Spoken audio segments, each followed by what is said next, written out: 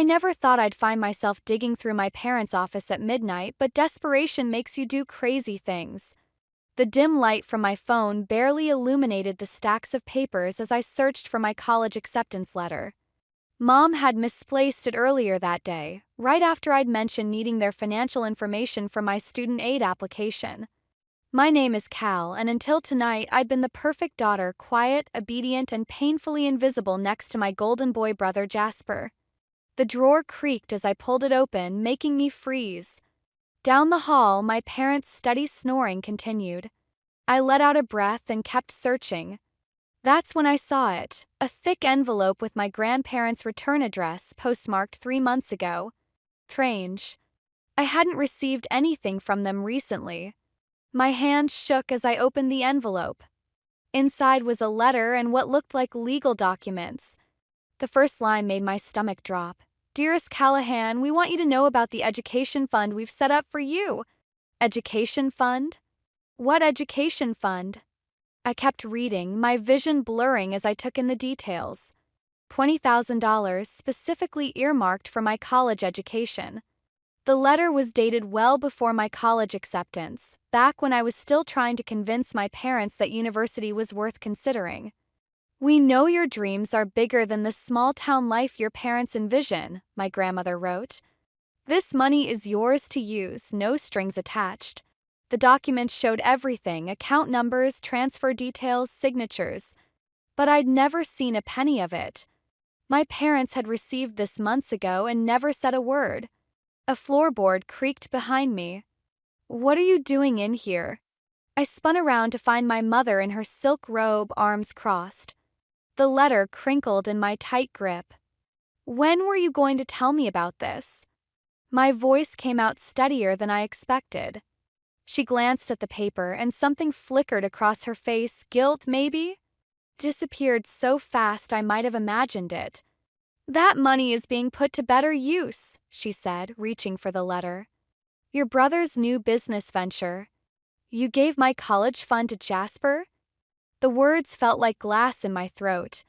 "Keep your voice down," she hissed. "This is what's best for the family. Jasper has real potential. And I don't." "Don't be dramatic, Callahan. You can take classes at the community college like we discussed. Jasper needs this investment for his future. For his engagement to Serena. You understand that, don't you?" I looked at my mother, really looked at her. Her perfectly styled hair, even at midnight. The way she held herself like she was always being photographed for the local society pages. Everything had to be perfect in her world, and somehow I'd never quite fit into that picture. "No," I said quietly. "I don't understand at all." I folded the letter and slipped it into my pocket before she could grab it. "I'm calling Grandma and Grandpa in the morning." "You will do no such thing." Her voice had that sharp edge I knew too well. "This is a family matter, and it's been decided." "You're right about one thing," I said, moving past her toward the door. "It is a family matter. And Grandma and Grandpa are family too.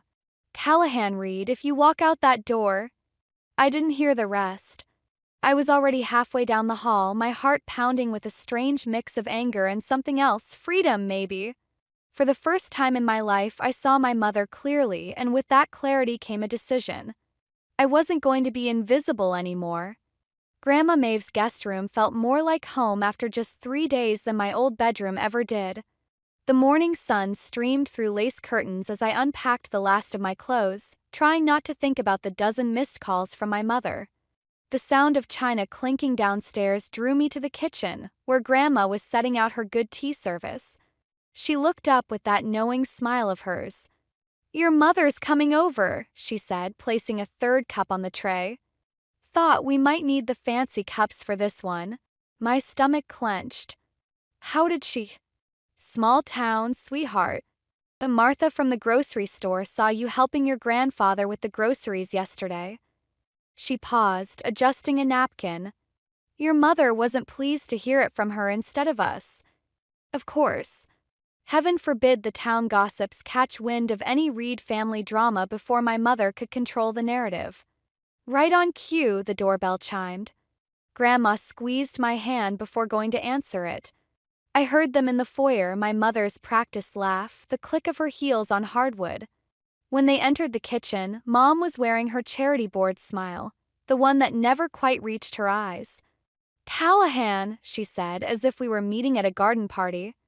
"This little tantrum has gone on long enough, don't you think?" "Lila," Grandma's voice carried a warning. "That's not why we're here." "You're right, Mother." Mom sat primly at the kitchen table. "We're here because my daughter is being unreasonable about family obligations." Unreasonable? I couldn't help but laugh. "You stole my college fund and gave it to Jasper. How is that reasonable?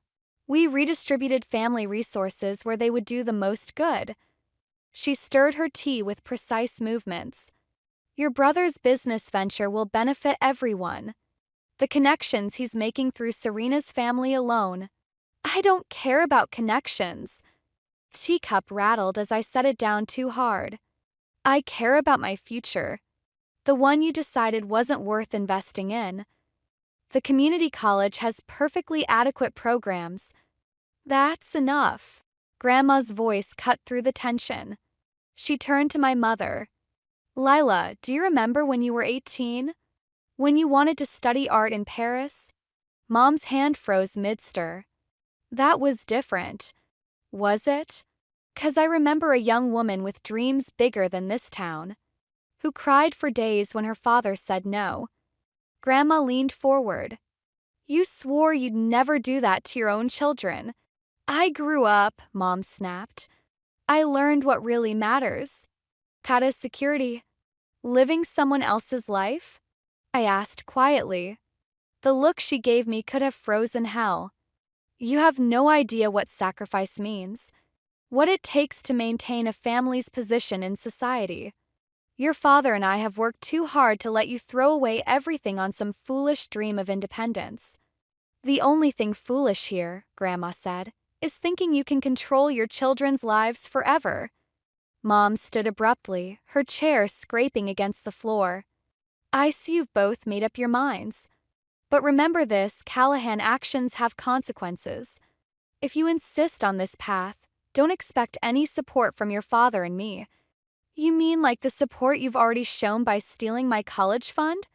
She flinched, just slightly, but I saw it. For a moment, something flickered in her eyes, regret maybe, or fear. Then it was gone, replaced by that perfect mask again. "I'll see myself out," she said, turning toward the door. She paused, not looking back. "Your brother's engagement dinner is Saturday. The whole town will be there. It would look better if you attended." After she left, I let out a breath I didn't know I'd been holding. Grandma wrapped an arm around my shoulders. "Well," she said, "that went about as well as expected." "I don't understand her," I whispered. "How can she just? Your mother lost herself a long time ago, trying to be what everyone else wanted." Grandma picked up the untouched teacups. "The question is, are you ready to fight for who you want to be?" I thought about the engagement dinner, about facing the whole town while playing happy families, about Jasper, who probably had no idea what our parents had done. "Yes," I said. "I think I am." Country club ballrooms sparkled with champagne flutes and fake smiles. I adjusted my thrift store dress, feeling like an imposter among the designer labels and pearl necklaces. Jasper's engagement dinner was exactly the kind of event my mother lived for, all surface shine and strategic social positioning. "Cal!" Jasper's voice cut through the murmur of conversation. He weaved through the crowd, Serena by his side.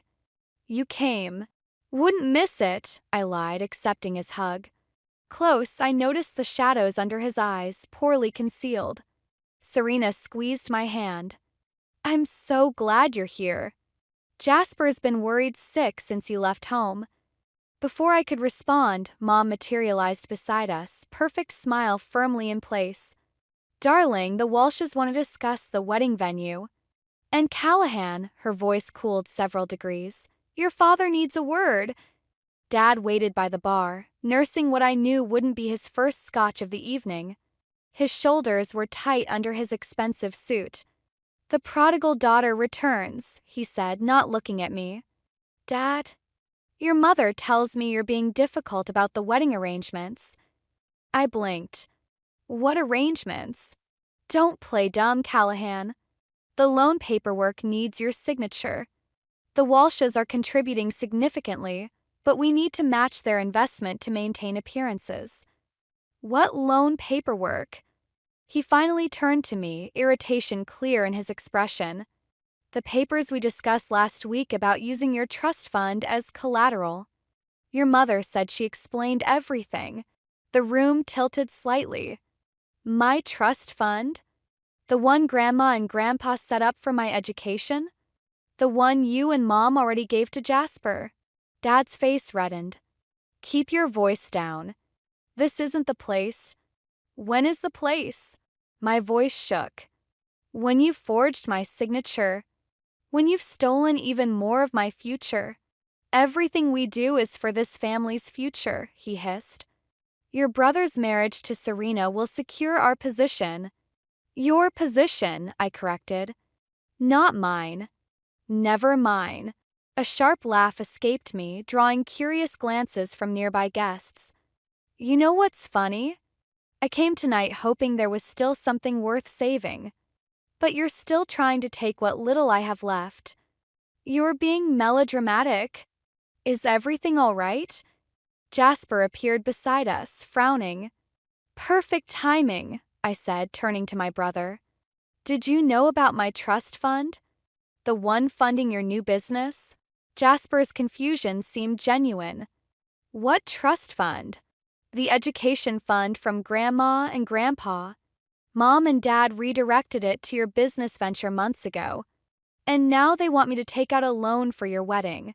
Color drained from Jasper's face. He turned to our father. Dad, this isn't the time or place. When is? I demanded again, louder this time. Heads turned. Mom appeared, panic flickering behind her perfect mask. Callahan, you're making a scene. No, Mother. I'm finally speaking up. I faced the growing crowd of onlookers. You want to talk about family obligations? Let's talk about how you stole my college fund. How you're trying to force me into debt for a wedding I can't afford. How everything in this family revolves around keeping up appearances while you tear us apart from the inside. That's enough. Dad grabbed my arm. Jasper stepped between us. Let her go. The room fell silent. Mom's carefully constructed world cracked visibly as whispers started. I'm done, I said quietly, pulling free. Done being the family's sacrifice. Done watching you destroy everything real in the name of appearances. I turned to Jasper. I'm sorry. I love you, but I can't watch this anymore. As I walked out, I heard Serena's voice behind me. Jasper, did you know about this? And then my brother's response, soft but clear. No. But I'm going to find out. Sighed in the cool night air, my hands shook as I texted Grandma to pick me up. The facade had finally cracked, and through that crack I caught a glimpse of something I hadn't expected, not just anger or revenge, but the possibility of truth setting us all free, even if it had to break us first. The email from Sterling and Associates lit up my phone screen at 3 a.m. I'd been obsessively checking since submitting my internship application last week, but now that the moment had arrived, my finger hovered uncertainly over the notification. Grandpa Arthur found me on the back porch an hour later, still staring at my unopened email. Can't sleep? He settled into the chair beside me, offering a steaming mug of cocoa. They offered me the internship, I said quietly. His face broke into a proud smile. That's wonderful news. It's in New York. Ah. He understood immediately. New York meant leaving everything behind, the town, the drama, the constant weight of family expectations. It meant really choosing myself for the first time. My phone buzzed. Jasper's name flashed on the screen. You should answer it, Grandpa said, squeezing my shoulder as he stood. Some bridges are worth keeping, even if others need to burn. I waited until he was inside before accepting the call. Hey, stranger, Jasper's voice was soft, careful. Got a minute? Sure. I've been doing some digging since the engagement dinner. He paused. There's more, Cal. More than just your trust fund. My stomach clenched. What do you mean? Mom and Dad. They've been using Grandma and Grandpa's money for years. Country club memberships, their social circle, my private school tuition, it all came from the Sterling Family Trust. They've been living on credit and appearances. Cocoa turned bitter in my mouth. How did you find out? Serena's father is a financial advisor. He's been helping me understand the business venture Dad wants me to take over. His voice cracked slightly. It's all smoke and mirrors, Cal. They're drowning in debt, and they're trying to use my marriage to Serena to save themselves. Pieces clicked into place: Mom's obsession with status, Dad's drinking, their desperate need to control everything and everyone around them. Does Serena know? Yes. He sounded tired. She's been amazing, actually. Wants me to walk away from all of it, start fresh. Are you going to? A long pause. I don't know. But there's something else you should know. Mom's planning to contest Grandma and Grandpa's trust. She's claiming they're mentally unfit to manage their own finances. The world tilted sideways. She can't do that. She's already filed the paperwork. That's why I'm calling. You need to warn them. My free hand clenched into a fist. When? The hearing's next week. Cal, I'm so sorry. I should have seen what they were doing sooner. The unopened email seemed to pulse on my screen. New York suddenly felt like both an escape and an abandonment. What are you going to do? I asked. I don't know, he repeated. But whatever happens, I want you to know I'm on your side this time. Really on your side. After we hung up, I finally opened the email. The internship offer was everything I dreamed of: prestigious firm, excellent pay, potential for permanent position after graduation. My ticket out. But Grandma and Grandpa's faces flashed in my mind. They'd taken me in, supported my dreams, given me back my sense of worth. And now my mother was trying to destroy them too. My fingers moved across the screen, typing out a response to Sterling and Associates. Thank you for the incredible opportunity. I need to request a delayed start date of 3 weeks. The sun was rising when Grandma found me still on the porch. One look at my face and she knew something was wrong. What is it, sweetheart? We need to talk, I said, standing up. All of us. And then we need to call a lawyer. She studied me for a long moment, then nodded. I'll put on some coffee. This sounds like a conversation that needs caffeine. As she turned to go inside, I caught her arm. Grandma, thank you. For everything. She smiled, but her eyes were sad. Family protects family, dear. The real kind of family, not the kind that just looks good in photographs. I looked down at my phone one last time, at the acceptance email in Jasper's text thread. Sometimes choosing yourself means choosing who to fight for. And sometimes revenge isn't about getting even, it's about getting free. Courthouse steps felt endless as I climbed them beside our lawyer, Sarah Chen. My mother's accusations of mental incompetence against my grandparents had spread through town like wildfire, exactly as she'd planned. Now everyone was choosing sides. Remember, Sarah said, adjusting her briefcase, let me do the talking. Your mother's lawyer will try to provoke an emotional response. Inside, Mom sat with her perfectly styled hair and designer suit, looking more like she was attending a charity luncheon than trying to destroy her own parents. Dad slouched beside her, already showing signs of a hangover. Grandma and Grandpa walked in with quiet dignity, holding hands. The sight of them made my throat tight. All rise, the bailiff called. The hearing started with Mom's lawyer painting a picture of elderly confusion and financial mismanagement. He presented bank statements showing large withdrawals, my college fund, conveniently omitting that my parents had redirected it to Jasper's business. Then came the character assassination. We have multiple witnesses, Mom's lawyer declared. Who can testify to Callahan Reed's manipulation of her grandparents, taking advantage of their declining faculties for her own financial gain. My hands clenched under the table. Sarah touched my arm in warning. Furthermore, he continued, Mrs. Reed has evidence that her daughter has a history of emotional instability and poor decision-making. A manila envelope appeared. Inside were printouts of private text messages between Jasper and me discussing our parents' financial schemes. Messages I thought were secure. Mom's face remained perfectly composed, but I caught the slight upturn of her lips. She'd been monitoring our phones all along. The judge reviewed the documents while my stomach churned. Then he asked the question that changed everything. Where is Jasper Reed? These messages indicate he has relevant testimony. My son is unavailable, Your Honor, Mom said smoothly. He's focused on his upcoming wedding and new business venture. Courthouse doors opened. Actually, Jasper's voice rang out, I'm right here. He walked in with Serena beside him, both in professional attire. Mom's mask cracked for the first time as her golden child approached the bench. Your Honor, Jasper said, I have documentation proving that my parents have been systematically draining my grandparents' accounts for years, using the money to maintain their social status while accumulating massive debt. Mom's lawyer jumped up.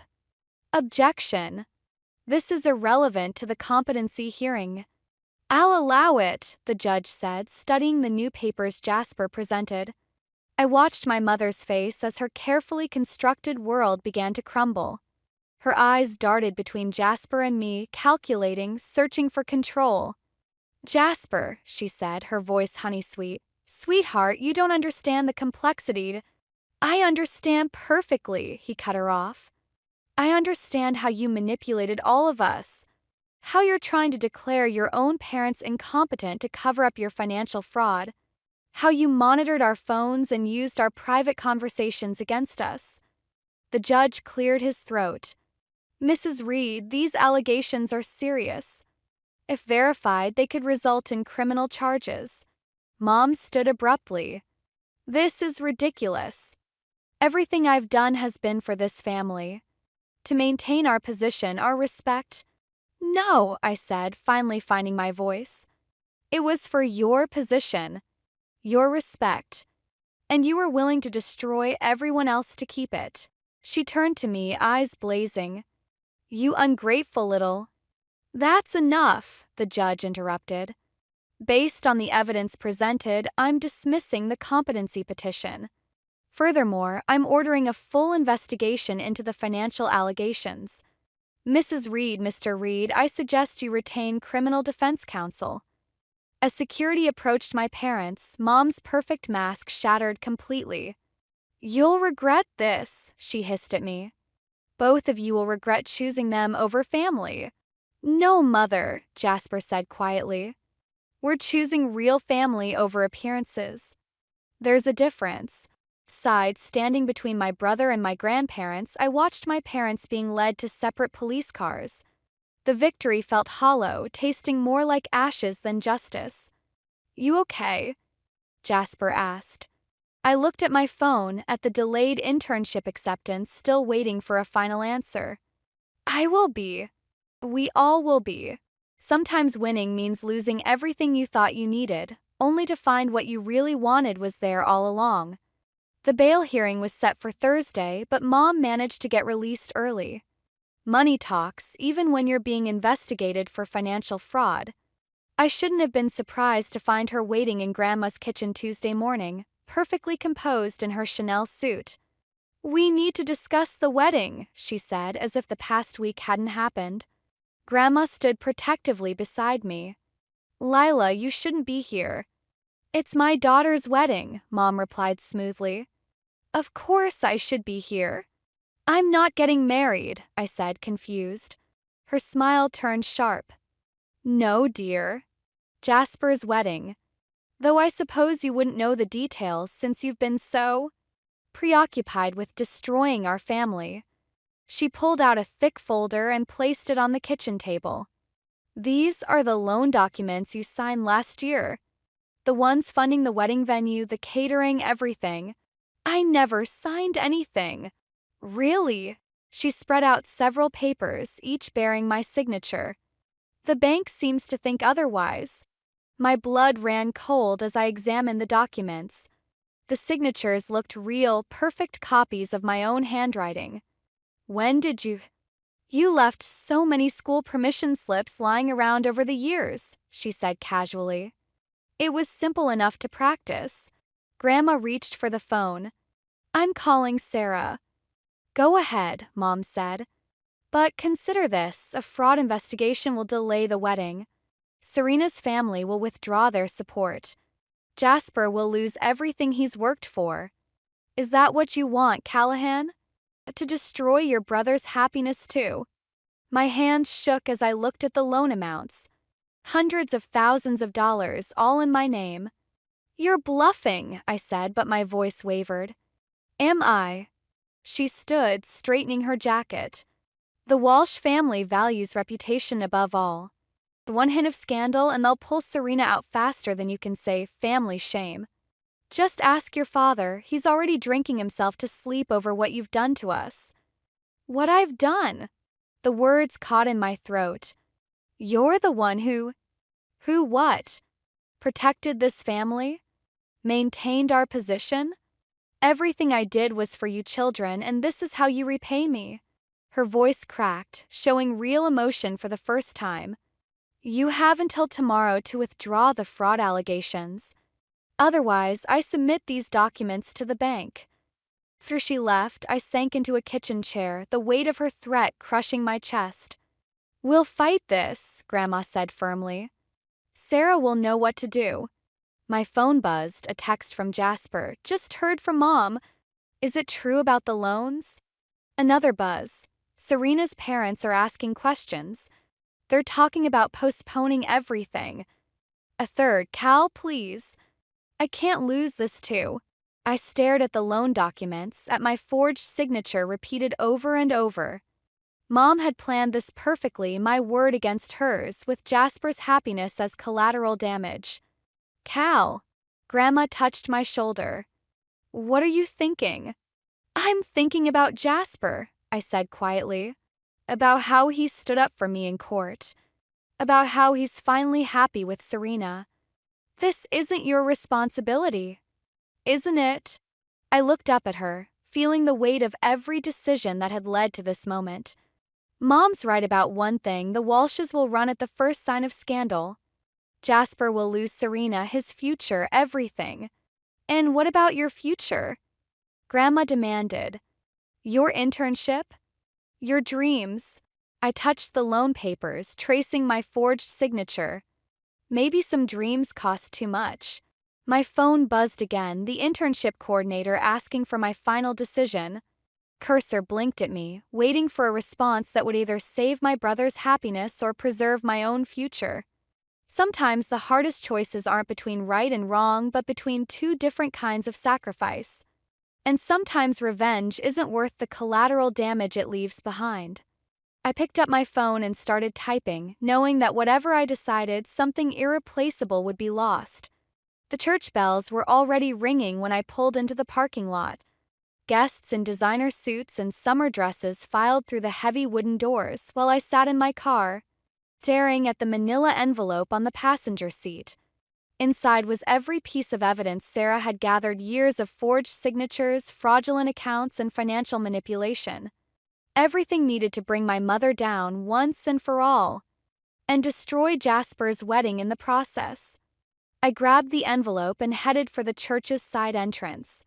The bridal suite door was ajar, voices drifting out. Can't reach the bank until Monday, Mom was saying. Everything's arranged, Jasper. Just trust me. Like I trusted you about Cal's college fund? I froze outside the door. Your sister made her choices, Mom replied smoothly.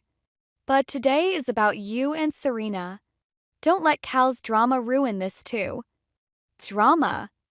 Jasper's voice cracked. You forged her signature, Mom. Put her in debt for my wedding without even telling me. I did what was necessary. No. Serena's voice now, sharp and clear. You did what was easy. Using Cal to fix your mistakes was easy. Lying to everyone was easy. I pushed the door open. Mom stood in her mother of the groom dress, perfect as always, while Jasper and Serena faced her in their wedding attire. Cal. Mom's smile didn't reach her eyes. I thought we had an understanding about today. We do. I held up the envelope. I'm here to make things right. By destroying your brother's wedding? How selfless of you. Actually, I turned to Jasper. I'm here to save it. I pulled out the bank documents, the real ones showing Mom's years of fraud. These prove everything. The forged signatures, the stolen money, all of it. Mom's mask cracked slightly. Callahan, think about what you're doing. I have. I handed the papers to Jasper. But there's something else you should see first. I produced a second document, my withdrawal from the fraud investigation, already signed and dated. What is this? Jasper asked. My surrender. I met Mom's startled gaze. You win, Mother. The investigation ends today.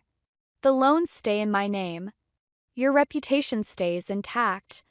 Cal, no, Serena stepped forward. You can't. I can. And I will. I turned back to Mom. But here's what happens next. You're going to sign over your share of Grandma and Grandpa's trust to me. All of it. And you're going to leave them and me alone. Mom's laugh was brittle. Or what? Or these papers go to the police anyway. Maybe not today, maybe not this week, but someday. When you least expect it. You'll spend the rest of your life wondering when everything will fall apart. You wouldn't I? You taught me well, Mother. About leverage. About control. About using people's fears against them. The silence stretched between us, heavy with years of manipulation and hurt. Finally, Mom reached for her designer purse, pulled out a pen. You've become quite calculating, Callahan. I learn from the best. She signed the trust transfer with her perfect signature, her real one this time. As she handed it back, something flickered in her eyes. Pride? Regret? I couldn't tell anymore. The ceremony starts in 10 minutes, she said quietly. I should check on the guests. After she left, Jasper grabbed my arm. Cal, you can't do this. Those loans are worth it, I finished. Your happiness is worth it, but your future is still mine to choose. I smiled, feeling lighter than I had in weeks. Besides, I already accepted the internship. Turns out New York firms pay pretty well. Serena hugged me. You're something else, Cal Reed. Speaking of which, I pulled away, straightening Jasper's bow tie. Don't you two have a wedding to get to? As the music started playing and Jasper took his place at the altar, I slipped into a back pew. Mom sat in the front row, perfect posture, perfect smile, perfectly alone. Sometimes winning isn't about destroying your enemies. Sometimes it's about choosing which battles matter most and finding victory in letting go of the rest. 6 months after the wedding, New York felt more like home than our small town ever had. My apartment was tiny, but the view of the city lights made up for it. I was reviewing case files for tomorrow's meeting when my phone buzzed with Jasper's FaceTime call. Aunt Cal. Serena's voice came through first, followed by the image of her holding up a sonogram. Say hello to your future niece. Papers scattered as I sat up straight. A girl? When did you find out? This morning. Jasper appeared beside her, grinning. We wanted you to be the first to know. Have you told Mom and Dad? His smile faded slightly. No. And we're not going to, not yet. Dad's still in rehab and Mom, well, you know Mom. I did know. The last I'd heard, she was living in a smaller house across town, still attending charity functions but no longer running them. Queen had lost her crown, but she was hanging on to what remained of her kingdom. Grandma and Grandpa are coming for dinner, Serena said, changing the subject. They miss you. I miss them too. I glanced at my calendar, marked with upcoming court dates and client meetings. But this case is huge and nothing, Jasper cut in. Family dinner next weekend. No excuses. Family dinner. The words still made my stomach clench, even now. But when I looked at their faces, Jasper's quiet strength, Serena's warm smile, I realized the phrase had taken on a new meaning. Okay, I said. Next weekend. After we hung up, I found myself pulling out the letter that had arrived last week. Mom's perfect handwriting on expensive stationery, still unopened. The doorbell rang before I could change my mind about reading it. When I opened the door, Sarah Chin stood there, looking exactly as she had in the courthouse months ago. Your mother's contesting the trust transfer, she said without preamble. She can't. The paperwork was filed incorrectly. Deliberately, I suspect. Sarah's eyes narrowed. She played us, Cal. She knew all along there was a loophole. I should have felt angry, betrayed, ready for another fight. Instead, I found myself laughing. What's funny? Sarah asked. All of it. I picked up Mom's letter from the coffee table. She never cared about the money. She cared about control. About having one last card to play. So, what do you want to do? I broke the seal on the letter, finally reading my mother's words. Dearest Callahan, you've become everything I feared, strong enough to break free, brave enough to choose your own path. Everything I never was. Trust is yours if you still want it. But I hope you've learned what I never could, that true worth isn't measured in bank accounts or social standing. You won, darling. Not because you beat me, but because you chose to walk away. Mom. I handed the letter to Sarah. File a countermotion. Not to keep the trust, but to split it, half to Jasper's baby, half to a scholarship fund for local students. Are you sure? After everything she did. I'm sure. I looked out at the city lights, thinking of Jasper's daughter, of choices and consequences, of the difference between revenge and redemption. Some victories aren't about winning or losing. They're about choosing who you want to become. Later that night, I sent 2 texts. To Jasper, your daughter's trust fund is taken care of. Tell her Aunt Cal says welcome to the family. And after a long pause, to Mom, thank you for the letter. Coffee next weekend? Sometimes the hardest battles aren't fought with lawyers or evidence, but with the choice to break cycles instead of people. And sometimes the best revenge is simply living well on your own terms with the family you choose along the way.